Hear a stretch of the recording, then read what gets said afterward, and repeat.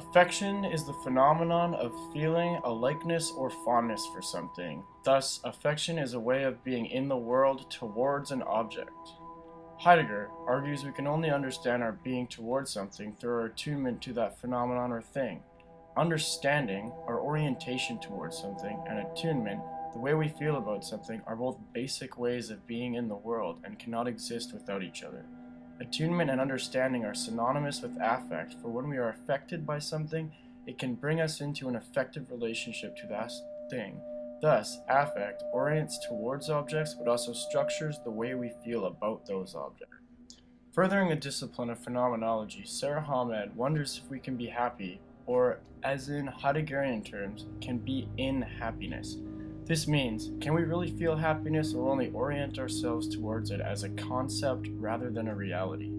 She argues, the history of philosophical inquiry tells us happiness is an elusive, ever-changing thing that is not a thing, but believes that we do know that happiness has qualities. It is intentional in the sense it is oriented towards an object, but also affective in the sense that it comes into contact with those objects. Elspeth Frobin argues the way we come into contact with objects is through what Pierre Bourdieu calls a habitus. A habitus is a system of acquired, permanent, generative dispositions where the force of history gets played out in our ways of positioning ourselves and our ways of being in the world. This idea dissolves the binaries of mind versus body, mind versus world, and body versus social. Think about how anger affects your breathing patterns, which simultaneously affect your anger. Our bodies are affected by our social world through the way we exist in the social world as bodies. A body is a synecdoche of society that is a synecdoche of the body. Karl Marx argues that our historically constituted arena of social interaction, or our habitus, is capitalism, when he says, every relationship under capitalism is a relationship of exchange. Under capitalism, it is impossible to divorce ourselves from the ideal of capital, because our way of being in the world is now positioned as worker rather than human.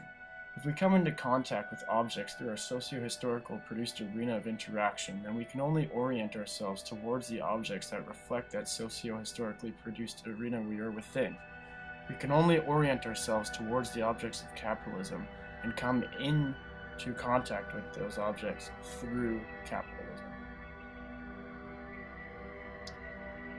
Horn-Berlant introduces the idea of cruel optimism, which is engaging in a relationship that is destructive or alienating because of the idea of the relationship is stronger than the reality of the relationship. Think about Percival and Cecilia's experience getting married in the headmaster's wage. This is the workers' relationship to their own well-being under capitalism.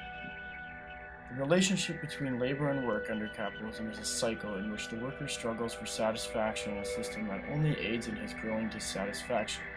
Through the optimism produced by acquiring capital and goods, this leads to the worker to believe the relationship that hurts him is benefiting him. This is what Marx calls alienation. Freud believes that desire is always a desire for something. It is always directed towards an object. Lacan believes this desire is always due to a lack. This lack is not the lack of property, goods, or capital, though it is framed this way by 21st century neoliberal consumerism. The lack for Lacan is the lack of being itself. This lack of being for Knox cannot be removed if we feel alienated. Consumerism, goods, and commodity fetishism have given an identity to the concept of capitalism that has reified capitalism in a way that we can only direct ourselves towards the system. This is why we must let suffering speak.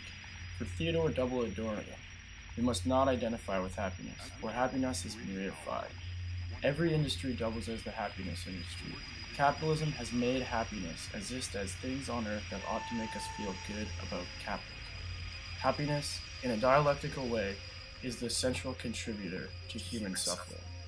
We must remember at this point that Amber Dawn says silence equals death, meaning that if we sit by and just wait for capitalism to fix itself, we are fully being indentured into the idea of alienation. But also, that pity gets us nowhere, so we have to disengage with the discourses of superiority that help reinstate the system in our lives and our consciousness.